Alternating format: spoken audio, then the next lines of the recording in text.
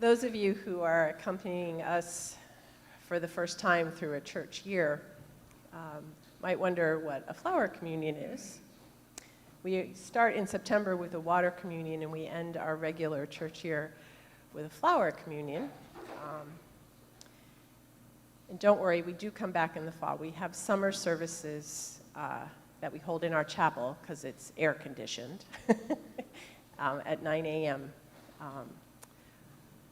But we won't be all together back in the sanctuary until September. But I wanted to share a little about what the flower communion is, and I'm being helped this morning by April Rosario, who wrote something about it for the June Soul Matters. So we're exploring how freedom and the flower communion are linked together, because they are. And this is how it came to be. So I want us to travel for a moment to the city of Prague in Czechoslovakia in Europe. And the year is 1922, before some of us were born. And there was a minister named Norbert Čapek, and he founded a Unitarian church in Prague, Czechoslovakia. And he had not always been Unitarian, he was actually raised Catholic. But by the time he was a teenager, he had grown disheartened by the rigidness of this faith. And at 18, he decided to become a Baptist and become a Baptist minister. And he was a powerful preacher. And he was an editor of several religious journals, and he was a writer and a composer of hymns, and he founded almost a dozen Baptist churches. He was also a visionary thinker, and his convictions became increasingly liberal, even radical.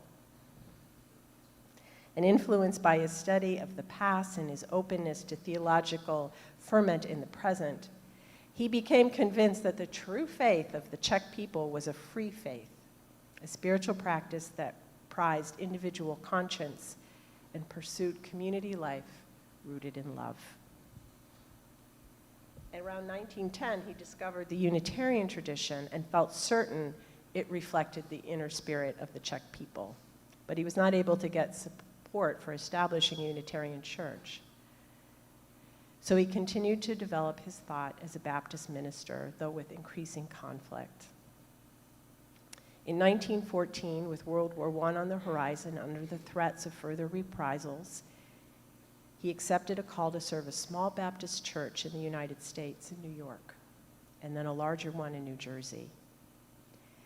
And while he was here, he and his wife and their children joined the First Unitarian Church of Essex County. And at age 51, Čapek's spiritual vision found a home in the Unitarian tradition. Now, what does this have to do with the flower communion? Well, after the war, after World War I, he and his family returned to Prague, and he decided to establish a Unitarian church. And the building didn't look like a church. In fact, it didn't look like a church at all. It didn't have a steeple like ours. It did not have big doors. It didn't have big windows. It didn't have a chalice or a piano or flowers, and it didn't have cookies.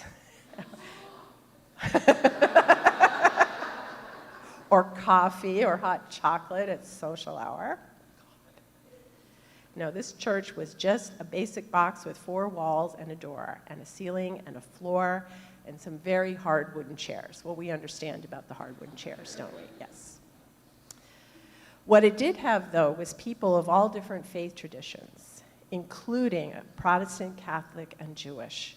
And they were the most important part of the church, because a church without people is just a building with some very hard chairs. And every Sunday, Reverend Čapek stood up in front of that congregation and spoke to the people, and they listened while sitting quietly in those hard wooden chairs. When he finished, the people quietly gathered their things and went home. There was no music, no chalice, no food, no freedom to have joy. Now, this wasn't because the people didn't like joy. No, the people of Prague had been through terrible times, and they'd just been through a war. And many people in Prague had been divided about the war, and they'd lost loved ones or been hungry and scared.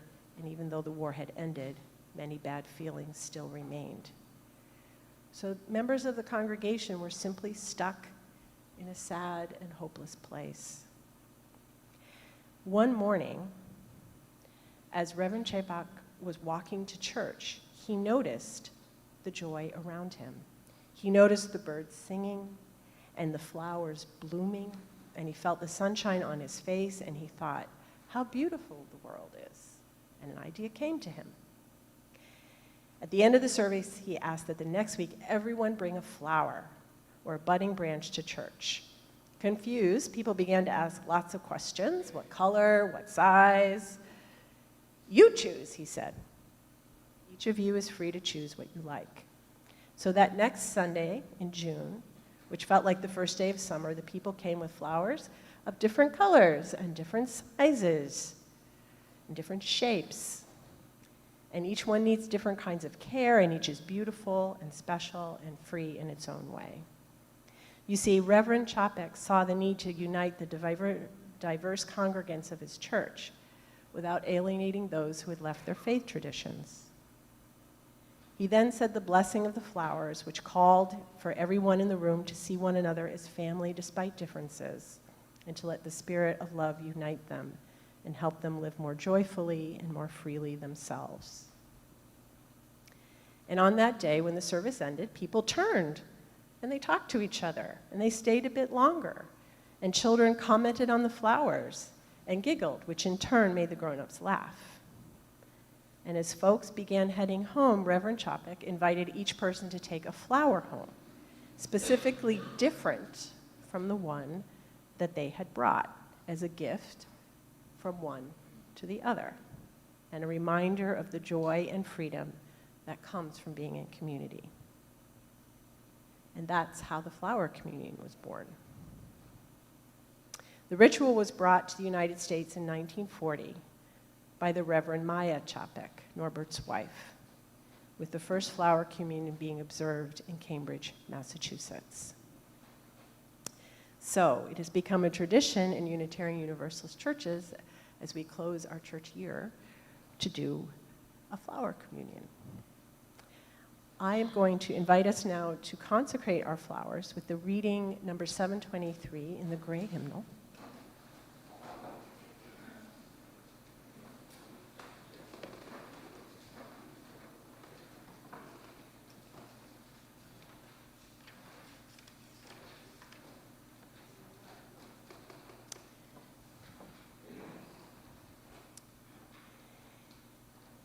In the name of Providence, which implants in the seeds the future of the flower, and in our hearts longing for people to live in harmony.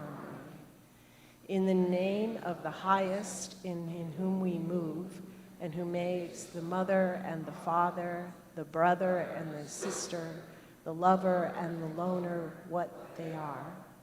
In the name of sages and great religious leaders who sacrifice their lives to hasten the coming of the age of mutual respect, let us renew our resolution sincerely to be real brothers and sisters and siblings of any kind of bar which estranges us from each other.